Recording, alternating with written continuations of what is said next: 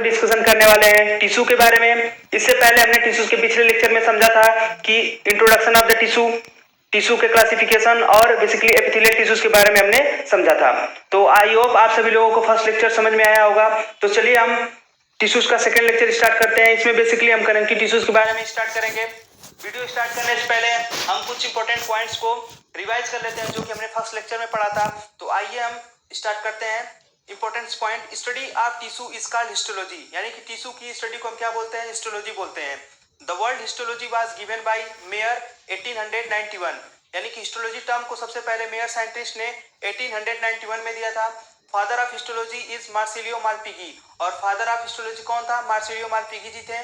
The term tissue was coined by the Bichat, और सबसे पहले जो टर्म टिश्यू था उसे बिचेट ने दिया था। तो ये सारी चीजें थी जो कि इंपॉर्टेंट पॉइंट थी, जो कि हमने एक बार रिवाइज कर लिया है। तो चलिए हम आज का वीडियो स्टार्ट करते हैं और इसमें जानेंगे कनेक्टिव टिश्यूज के बारे में। कनेक्टिव टिश्यूज बेसिकली होता क्या है? Connective tissue is the type of the primary tissue which provide the binding and the supportive function and provide the framework of the body. सबसे पहली बात, कनेक्टिव टिश्यूज क्या करता है? फ्रेमवर्क प्रोवाइड कराता है। हमारी बॉडी का जो ढांचा होता है वो किसके थ्रू होता है? तो कनेक्टिव टिश्यूज के थ्रू ही हमारा बॉडी का फ्रेमवर्क बनता है। इसके अलावा ये क्या होता है? प्राइमरी टिश्यू होता है, और इसके अलावा बाइंडिंग एंड सपोर्टिव, यानी कि ये हमारे एक टिश्यूज को दूसरे टिश्यूज के साथ बाइंडिंग का काम कौन करता है? तो कनेक्टिव टिश्यूज का काम करता है, और सपोर्टिव का भी काम करता है कौन? Connective tissue. तो ये सारे इसके क्या है? इंपॉर्टेंट पॉइंट्स हैं कनेक्टिव टिश्यूज के बारे में। अब नेक्स्ट हम बात करेंगे, in all connective tissue except blood the cells created fibres provide strength, elasticity and flexibility to the tissue. यानी अगर सभी कनेक्टिव टिश्यू में बात करेंगे, कनेक्टिव टिश्यू में आगे अगर हम पढ़ेंगे बहुत सारे कनेक्टिव टिश्यूज होते हैं, उसमें अगर ब्लड को छोड़ दिया जाए तो सारे के सारे कनेक्टिव टिश्यूज क्या? फाइबर सिक्रीट करते हैं, और वो फाइबर मिलके हमें क्या प्रोवाइड? स्ट्रेंथ, यानी स्ट्रेंथ प्रोवाइड करते हैं, इलास्टिसिटी प्रोवाइड कराते हैं, फ्लेक्सिबिलिटी प्रोवाइड कराते हैं हमारे टिश्यूज को। ठीक है, तो ये हो गया। यानी कि याद रखिएगा, ये इंपॉर्टेंट पॉइंट है कि ब्लड को छोड़ के जितने भी कनेक्टिव टिश्यू होते हैं ये सारी चीजें काम करते हैं। नेक्स्ट अगर बात करें, these cells also secrete modified polysaccharides which accumulates between the cell and fibers and act as a matrix ground substances। और जो ये सेल होती हैं, यानी कि जो ये टिश्यू होते हैं, ब्लड के अलावा जितने भी टिश्यू होते हैं वह क्या क्या सिक्रेट करते हैं? तो पॉलीसेक्राइड सिक्रेट करते हैं। पॉलीसेक्राइड किस सिक्रेट करते हैं? जो कि एक तरह से मैट्रिक्स का काम करता है। और मैट्रिक्स का बेसिकली काम क्या होता है? तो एक टिश्यूज को दूसरे टिश्यूज के साथ ज्वाइंट रखने का काम करना है, यानी कि उसमें जंक्शनिंग का काम करता है। जंक्शन आप लोगों ने पढ़ा था एक पिछले लेक्चर में सेल के, कि जंक्शन के बारे में क्या था। तो ये चीजें किस में होती है परफॉर्म? तो मैट्रिक्स में होती है। और ये मैट्रिक्स कौन बनाता है? तो जो कनेक्टिव टिश्यूज की जो सेल्स होती हैं वो बनाती हैं। ठीक है, नेक्स्ट अगर बात करें, connective tissue is the most abundant and the widely distributed in the body of multicellular organism. जो कनेक्टिव टिश्यू होता है मोस्ट अबंडेंट हमारे बॉडी में फैला हुआ है। सबसे ज्यादा जो कनेक्टिव टिश्यू पाया जाता है वो क्या है? कनेक्टिव टिश्यू होता है। ठीक है, और widely distributed in the body, और हमारी बॉडी में बहुत ज्यादा ही डिस्ट्रीब्यूट हुआ है। ठीक है, तो ये कनेक्टिव टिश्यू होता है। कनेक्टिव टिश्यू का इंट्रोडक्शन होता है, और ये इसका डायग्राम, ये इसका डायग्राम होता है। जैसे कनेक्टिव टिश्यूज की लेयर होती है जो एक दूसरे को क्या करता है? कनेक्ट किए हुए होता है। ठीक है, ये कनेक्टिव टिश्यूज का डायग्राम है। तो आई होप आप सभी लोगों को कनेक्टिव टिश्यू समझ में आया होगा। ये इंट्रो था कनेक्टिव टिश्यूज का। आगे हम इसको फर्दर डिवाइड करते हैं, कनेक्टिव टिश्यूज क्या होते हैं। तो connect to a can be divided into the following, यानी कि कनेक्टिव टिश्यू होगा, connective tissue can be divided into following groups: areolar tissue, दूसरा adipose tissue, third fibrous tissue, elastic tissue, fifth आता है लिम्फेटिक टिश्यू, सिक्स्थ आता है reticular tissue, seventh cartilage, eighth bone, और ये ब्लड और लिम्फ। यानी कि ये टोटल 10 टाइप्स के टिश्यू कनेक्टिव टिश्यूज हैं जो कि इसमें फर्दर डिवाइड किया गया है। ठीक है, तो सबसे पहले हम बात करेंगे एरियोलाइट टिश्यूज के बारे में। एरियोलाइट टिश्यू क्या होता है? It consists loosely woven tissue and the usually present throughout the body. These are present in the subcutaneous submucosa between the muscle and nerves. ठीक है, ये जो होता है लूजली अरेंज टिश्यू होता है। एरियोला टिश्यू जो क्या होता है? ये लूजली अरेंज टिश्यू होता है, और ये कहाँ पे पाया जाता है? इसका लोकेशन कहाँ पे होता है? तो बेसिकली ये जो हमारी स्किन होती है, स्किन के नीचे पाया जाता है, यानी सबक्यूटेनियस लेयर होती है उसमें प्रेजेंट होता है। ठीक है, बिटवीन मसल्स एंड नर्व्स, यानी कि मसल्स और नर्व्स में के बीच में क्या होता है? पाया जाता है। कौन सा है? ये एरियोलाइट टिश्यू होता है। तो सबसे पहले एरियोलाइट टिश्यू पढ़ लिए। अब नेक्स्ट हम बात करते हैं एडिपोज टिश्यू। एडिपोज टिश्यू क्या होता है? They are also known as dosing tissue and present in the subcutaneous tissue, mesentery, omentum, etc. ठीक है, these are known as dosing tissue, इसे क्या बोलते हैं? डोजिंग टिश्यू बोलते हैं। डोजिंग टिश्यूज का मतलब क्या होता है? डोज को इकट्ठा करना, यानी कि किसी कंटेंट को इकट्ठा करने वाला डोजिंग टिश्यू, यानी कि हम क्या कर डोज लेते हैं, यानी कि हम बेसिकली फूड लेते हैं, फूड को इकट्ठा करने का जो काम होता है उसे क्या बोलते हैं? डोजिंग टिश्यू बोलते हैं। इसे क्या बोलते हैं? हम डोजिंग टिश्यू बोलते हैं। ठीक है, नेक्स्ट पॉइंट पढ़ते हैं। They usually contain cell containing free fat inside the cell. The cell are generally large rounded or oval in shape, यानी कि दे यूजुअली कंटेन सेल, यानी कि इनकी जो सेल होती है एडिपोज टिश्यू में जो सेल्स होती है वो क्या फैट को इनसाइड स्टोर करती है। हमने अभी आपको बताया था डोजिंग टिश्यू है, तो डोजिंग टिश्यू का मतलब ये क्या अपने सेल के अंदर फैट को स्टोर करेगा। ठीक है, the cell are generally large rounded or oval in shape, तो जो सेल होती है वो राउंडेड होती है और ओवल इन शेप होती है। नेक्स्ट पॉइंट अगर पढ़ें तो adipose tissue present the organ from injury and give shape to limbs, store the energy and regulate the body temperature. Adipose tissue कहाँ? ऑर्गन जहाँ पे इंजरी होती है, यानी कि जहाँ पे इंजरी होती है वहाँ पे एडिपोज टिश्यू प्रेजेंट होता है, यानी कि ये भी स्किन के नीचे ही प्रेजेंट होता है, बेसिकली बहुत ज़्यादा स्किन के नीचे भी प्रेजेंट होता है और ऑर्गन्स में भी डिस्ट्रीब्यूट होता है। एडिपोज टिश्यू जो होता है ऑर्गन में भी डिस्ट्रीब्यूट होता है, तो यह जहाँ पे इंजरी होती है वहाँ पे प्रेजेंट होता है। और हमें क्या शेप टू द लिम्स, और जो हमारे लिम्स होते हैं, लिम्स मतलब हाथ पैर जो हमारे लिम्स है उसको ये प्रोवाइड कराता है शेप प्रोवाइड कराता है। इसके अलावा store the energy and regulate the body temperature, और एनर्जी स्टोरिंग का काम कौन करता है?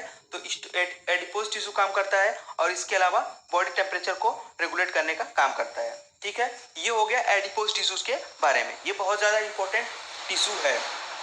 नेक्स्ट अगर बात करें फाइब्रस टिश्यूज के बारे में, fibrous tissue is also known as the white fibrous tissue and they are composed of the mainly white fiber of the collagen cells like the fibroblast, histiocytes, basophils, mast cell। यानी कि fibrous tissue किसे क्या बोलते हैं? White fibrous tissue बोलते हैं। इसे क्या बोलते हैं?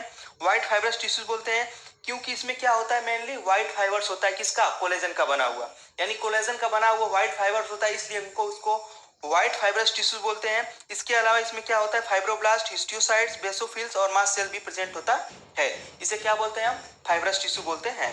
नेक्स्ट पॉइंट अगर बात करें, they provided the strong to the tissue and form the ligament and the tendon, dura mater and the neural canal. और इसकी अगर प्रेजेंट की बात की जाए, अगर ये कहाँ प्रेजेंट होता है, तो ये प्रेजेंट होता है ligament, tendons, dura mater and neural canal जो होती है वहां पे क्या प्रेजेंट होता है? ये फाइब्रस टिश्यू क्या होता है? प्रेजेंट होता है। नेक्स्ट अगर बात करें, it function is connect the different tissue and the different part of the body to provide the mechanical protection against the stretch and pressure, यानी कि इसका मेन फंक्शन क्या होता है? स्ट्रेच और प्रेशर को रोकना, यानी कि स्ट्रेच और प्रेशर को रोकने का काम कौन करता है? फाइबर, यानी कि फाइबर होते हैं, आप लोगों को पता है फाइबर्स होंगे तो वो स्ट्रेच और प्रेशर को रोक सकेंगे। ठीक है, तो ये सर जैसे क्या होता है? रस्सी होती है, तो रस्सी भी एक तरह से फाइबर होती है। अब जैसे मान लीजिए हमने, आप लोगों को पता होगा खाट, आप लोगों ने देखना हो खाट, सभी लोगों ने देखा होगा जिसपे सोया जाता है, जिससे रस्सी का वो क्या किया जाता है? बनाया जाता है, खाट को रस्सी के द्वारा बनाया जाता है। अब वो ऐसे ही फाइब्रस टिश्यू क्या होता है? अरेंज हो जाता है। अब आप स्ट्रेच भी दें या कोई प्रेशर भी प्रोवाइड कराएं तो वो क्या होता है? जल्दी रप्चर नहीं होता है। इसी प्रकार खाट पे भी जो रस्सी से बनाया जाता है उस पर अगर सोते हैं या कुछ भी करते हैं तो उस पर कोई दिक्कत नहीं होती है। ठीक है, तो ये ऐसे ही हमारा फाइब्रस टिश्यू हमारी बॉडी में फैला हुआ होता है। नेक्स्ट अगर बात करें इलास्टिक टिश्यू,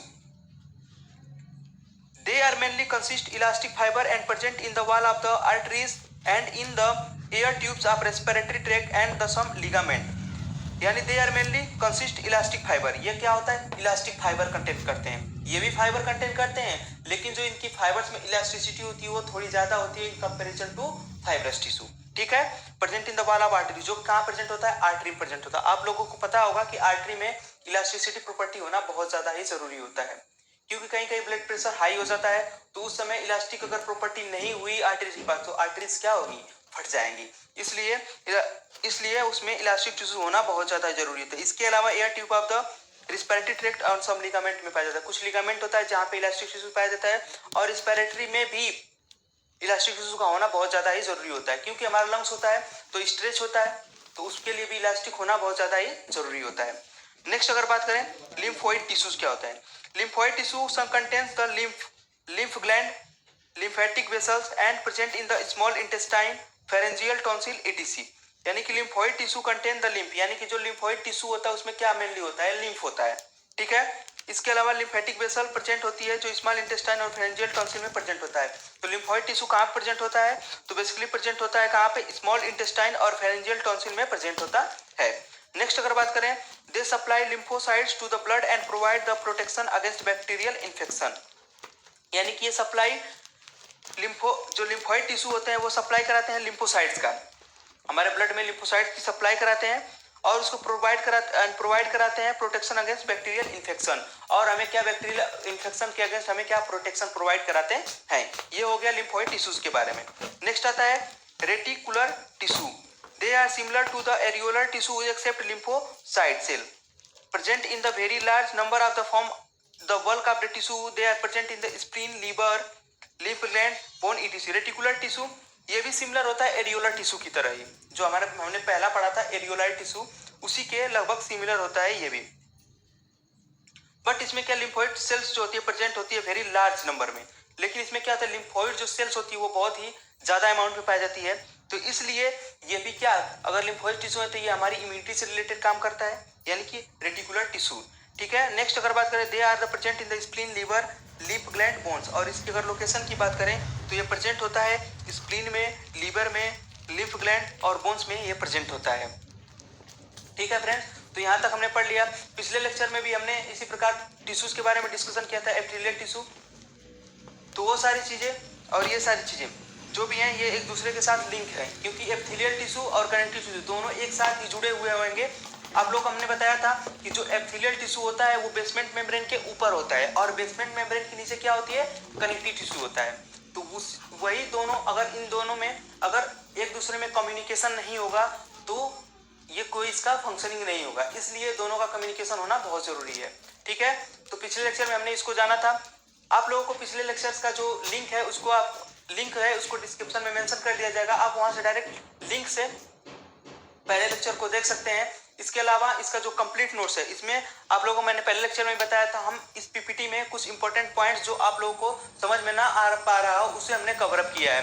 इसके अलावा इसका कंप्लीट नोट्स यानी कि इससे ज़्यादा थोड़ा है, कुछ पॉइंट एक्स्ट्रा भी हैं, उसे हमने अपने वेबसाइट notescard.com पे अपलोड कर दिया है। आप वहाँ से डायरेक्ट जाके पीडीएफ को डाउनलोड कर सकते हैं और पीडीएफ की सहायता से पीडीएफ को पढ़ के और इस लेक्चर्स को पढ़ के एक साथ दोनों को अगर आप समन्वय करके पढ़ते हैं तो आप लोगों को सारी चीज़ें क्लियर हो जाएंगी। देखिए, पढ़ने के लिए तो बहुत सारी चीज़ें हैं, अगर आप टिश्यू पढ़ें तो शायद आप बहुत ज़्यादा समय तक पढ़ते ही रह जाएंगे, लेकिन आप लोगों को ध्यान रखना होगा आपको सिलेबस के अकॉर्डिंग, क्योंकि सिलेबस में जितना टाइमिंग दे रखा है उसी हिसाब से आपको प्रिपेयर करना पड़ेगा। ठीक है। तो हमने कुछ इंपॉर्टेंट जो प्रीवियस क्वेश्चंस आए हुए हैं, एग्जाम के आए हुए हैं, तो उसके हिसाब से हमने जो कंटेंट है उसको हमने मेंशन कर रखा है। मेंशन करने के लिए बहुत सारी चीज़ें हम मेंशन कर सकते हैं, लेकिन जो चीज़ें जरूरी हैं अपने सिलेबस के अकॉर्डिंग उस चीज़ को पहले हमने मेंशन कर लिया है। इसके अलावा जो भी एक्स्ट्रा चीज़ें होंगी आप लोगों को उसको बता दिया जाएगा, आप लोगों को इसके बारे में भी बता दिया जाएगा। तो ये सारी चीज़ें हमने पढ़ ली। नेक्स्ट चलिए वीडियो को स्टार्ट करते हैं, आगे कार्टिलेज के बारे में पढ़ते हैं। कार्टिलेज बेसिकली क्या होता है उसके बारे में cartilage is a connective tissue and elastic in nature. यहाँ पे इलास्टिक होगा, ठीक है, elastic in nature. It contains the large quantity of matrix, they are usually found at the joint between the bones, they are the covered by a membrane pericardium। ठीक है। Next अगर cartilage की बात करें तो कार्टिलेज एक connective tissue होता है जो में क्या होता है, इलास्टिक नेचर होता है। इसका क्या होता है, इलास्टिक नेचर होता है। It contains the large quantity of the matrix, ये भी मैट्रिक्स को कंटेन करता है। और इसके अलावा ये कहाँ पाया जाता है, तो ये ज्वाइंट बिटवीन द बोन्स, यानी बोन्स के बीच में जो ज्वाइंट बना होता है उसको वहां पे पाया जाता है क्या, cartilage. They are covered by the membrane perichondrium. और ये जो मेम्ब्रेन कार्टिलेज जो होता है एक मेम्ब्रेन के थ्रू कवर्ड होता है, जिसे क्या बोलते हैं हम, पेरिकॉन्ड्रियम बोलते हैं। The cartilage are the three types से कार्टिलेज मेनली होते हैं। कौन कौन सा होता है, तो पहला होता है हाइलिन कार्टिलेज, दूसरा होता है फाइब्रो कार्टिलेज और तीसरा होता है इलास्टिक कार्टिलेज। ये थ्री टाइप से क्या होते हैं, कार्टिलेज होते हैं बेसिकली। नेक्स्ट अगर बात करते हैं बोन्स के बारे में, बोन्स क्या होती है, The bones are the hardest connective tissue which consistent the skeleton। यानी कि बोन्स क्या होता है, एक हार्ड मटेरियल होती है, इसमें इलास्टिसिटी नहीं होती है, समझिए ना के बराबर होती है elasticity. It contains the ground substance and bone cells. यह क्या होता है, इसमें ग्राउंड सबस्टेंस होता है और बोन सेल्स होती हैं। जो बोन सेल्स होती हैं, बोन सेल्स का मतलब बोन्स के फॉर्मेशन में हेल्प करती है। नेक्स्ट अगर बात करें, calcium salts are present in the ground substance. और जो इसका ग्राउंड सबस्टेंस होता है उसमें क्या होता है, तो कैल्शियम साल्ट प्रेजेंट होता है इसके ग्राउंड सबस्टेंस में। Bone cells are three types, osteoblast, osteoclast और ऑस्टियोसाइट, 3 टाइप की सेल्स प्रेजेंट होती है, तो इसे आप जान चुके हैं। नेक्स्ट आगे बढ़ते हैं ब्लड के बारे में। ब्लड बेसिकली क्या होता है और इसका रोल क्या होता है। Blood is a fluid connective tissue distributed in blood vessel and pumped by heart. यानी ब्लड एक फ्लूइड कनेक्टिव टिश्यू होता है। फ्लूइड कनेक्टिव टिश्यूज के अगर बारे में आपको पूछा जाए तो कौन होता है, ब्लड होता है। Distributed in the blood vessel, जो कि ब्लड वेसल्स के थ्रू क्या होता है, डिस्ट्रीब्यूट होता है और पंप किया जाता है हार्ट के थ्रू। नेक्स्ट पॉइंट अगर बात करें, the ground substances of the blood is watery fluid called plasma and various type of the cell are suspended in it. और इसमें क्या होता है, ये ग्राउंड सबस्टेंस जो होता है इसमें वाटरी फ्लूइड होता है और जो उसकी सेल होती है, इसमें क्या सेल कौन कौन सी पाई जाती है ब्लड में, तो आप लोगों को पता है आरबीसी, डब्ल्यूबीसी और प्लेटलेट्स पाई जाती है। ठीक है, तो वो क्या होती है, वेरियस सेल, यानी कि उसमें सस्पेंडेड होता है। जो वाटरी फ्लूइड होता है हमारा, यानी कि प्लाज्मा होता है, उसमें यानी कि 3 टाइप की सेल्स प्रेजेंट होती है। इरिथ्रोसाइट यानी कि आरबीसी, डब्ल्यूबीसी यानी कि ल्यूकोसाइट्स और ब्लड प्लेटलेट्स, 3 टाइप की जो सेल्स होती है वो प्रेजेंट होती है हमारे ब्लड में। नेक्स्ट अगर बात करें, leucocytes are various type, example neutrophils, acidophils, monocytes and lymphocyte. ठीक है, इसके अलावा अगर बात करें तो ल्यूकोसाइट में कौन कौन से आता है, तो neutrophils, acidophils, monocyte and lymphocytes भी आते हैं। Blood is helpful in transport of the gaseous, example O2 and CO2। यानी ब्लड जो होता है वो हेल्पफुल होता है हमारी गैसियस एक्सचेंज के बारे में, यानी गैसियस एक्सचेंज O2 और CO2 को जो गैसियस एक्सचेंज होता है उसमें क्या होता है, हेल्पफुल होता है। Transportation of nutritive substance and hormone ETC, और ट्रांसपोर्टेशन का काम करता है न्यूट्रिएटिव जो सबस्टेंस और हार्मोन्स होते हैं उसको भी ट्रांसपोर्टेशन का काम कौन करता है, तो वो बेसिकली करता है ब्लड। ठीक है, नेक्स्ट अगर बात करें लिम्फ, लिम्फ क्या होता है, lymph is modified tissue containing 94% water and 6% solid and only lymphocytes are present in the form of the cell. तो लिम्फ के अगर बारे में बात करें तो लिम्फ में 94% वाटर होता है and 6% solid and only lymphocytes are present in the form of the cell. तो 94% वाटर होता है, 6% सॉलिड होता है और इसमें लिम्फोसाइट बहुत ही ज्यादा होती है। नेक्स्ट अगर बात करें, lymph is provided the protection against the infection, और जो हमारा लिम्फ जो होता है वो हमें इन्फेक्शन के अगेंस्ट प्रोटेक्शन प्रोवाइड कराता है। तो ये सारी चीजें थी हमारे कनेक्टिव टिश्यूज के बारे में। कनेक्टिव टिश्यू का डिवीजन हमने पढ़ लिया कि ये कनेक्टिव टिश्यूज के डिवीजन क्या है, उसके बारे में पढ़ लिया और उसके फंक्शन पढ़ लिया। इसके अलावा जो हमारा कनेक्टिव टिश्यू होता है उसमें क्या फाइबर्स पाए जाते हैं। अब डिफरेंट डिफरेंट टाइप के फाइबर्स होते हैं और उनका अरेंजमेंट भी डिफरेंट डिफरेंट टाइप्स का होता है। ठीक है, अगर डिफरेंट डिफरेंट टाइप्स के टिश्यूज यानी कि फाइबर्स पाए जाते हैं और डिफरेंट डिफरेंट उनका अरेंजमेंट होता है, तो इस हिसाब से हम फाइबरस टिश्यू को, कनेक्टिव टिश्यूज को 2 टाइप में और डिवाइड कर सकते हैं। तो पहला उसमें क्या होता है, लूज कनेक्टिव टिश्यू। उसमें एक क्या होता है, लूज कनेक्टिव टिश्यू होता है और दूसरा होता है डेंस कनेक्टिव टिश्यू। एक होता है इसमें लूज कनेक्टिव टिश्यू और एक होता है डेंस कनेक्टिव टिश्यू। तो पहले समझेंगे हम लूज कनेक्टिव टिश्यूज क्या होते हैं। इसमें जो सेल्स और फाइबर्स होते हैं वो कैसे होते हैं, लूजली अरेंज होते हैं। यानी टिश्यू आप लोगों को पता है सेल्स का एग्रीगेशन होता है और वही सेल फाइबर सीक्रेट करती है। तो जो फाइबर और सेल का जो एग्रीगेशन होता है वो क्या होता है, लूजली अरेंज होता है। ठीक है, और सेमी फ्लूइड ग्राउंड सबस्टेंस में क्या होता है, प्रेजेंट होता है। ठीक है, तो इसमें जो फाइबर्स और सेल्स का जो कम्युनिकेशन वो लूजली अरेंज होता है, इसलिए इसको क्या बोलते हैं, लूज कनेक्टिव टिश्यूज बोलते हैं। इसका एग्जांपल है मैक्रोफेजेज एंड मास्ट सेल भी प्रेजेंट होते हैं किसमें, लूज कनेक्टिव टिश्यूज में। It is stored and the fat and mainly present in the beneath in the skin. और ये कहाँ प्रेजेंट होता है लूज कनेक्टिव टिश्यू, तो ये फैट को स्टोर भी करता है और स्किन के नीचे क्या होता है, प्रेजेंट होता है। इसके बाद अगर हम बात करें डेंस कनेक्टिव टिश्यूज क्या होता है, cells and fibres are completely packed in this tissue. यानी कि सेल्स एंड फाइबर जो होते हैं वो कंप्लीटली पैक्ड होते हैं इन टिश्यू में। और एग्जांपल इसका क्या है, tendons, join bone to muscle, muscle और बोन को ज्वाइन करने का काम कौन करता है, टेंडन करता है। इसी प्रकार लिगामेंट होता है, बोन से बोन का अटैचमेंट जो होता है वो किसके थ्रू होता है, लिगामेंट के थ्रू होता है। ठीक है, तो ये सारी चीजें थी हमारे कनेक्टिव टिश्यूज के बारे में। पूरा ये कंप्लीट डिस्कशन हमने कर लिया है और आप लोग निश्चिंत रहिए क्योंकि ये सफिशिएंट है हमारे डी फार्मा सिलेबस के अकॉर्डिंग। पढ़ने के लिए इसमें बहुत सारी चीजें हैं, आप पढ़ सकते हैं, कोई दिक्कत नहीं है। लेकिन जो आप लोगों के लिए सफिशिएंट है उतना पहले कम से कम कवर कीजिए। उसके बाद जो आप लोगों के पास एक्स्ट्रा टाइम बचता है तो आप उसमें आगे स्टडी कर सकते हैं क्योंकि बहुत सारी चीजें हैं पढ़ने के लिए। ठीक है, तो आज आई होप आप सभी लोगों को आज का लेक्चर समझ में आया होगा। आप हमसे जुड़े रहने के लिए आप हमारे टेलीग्राम और व्हाट्सएप ग्रुप को ज्वाइन कर सकते हैं। और इसके अलावा हम नेक्स्ट टॉपिक हम कवर करेंगे, यानी कि 3rd लेक्चर हमारा क्या होगा, मसल टिश्यूज के बारे में होगा। तो नेक्स्ट लेक्चर को देखने के लिए आप हमारे यूट्यूब चैनल नोट्स कार्ड को सब्सक्राइब करें और बेल आइकन को जरूर दबाएं, क्योंकि इसके जो सबसे पहले नोटिफिकेशन है आप लोगों को इसके पहुंच जाएगा, जिससे आप लोगों को ये आइडिया लग जाएगा कि हाँ ये थर्ड लेक्चर है, या उसका लेक्चर का बारे में भी आप लोगों को इसके आइडिया हो जाएगा। ठीक है, तो चलिए हम नेक्स्ट क्लास में मिलते हैं मसल टिश्यूज के साथ। तो आज के लिए इतना ही। Thank you to all of you.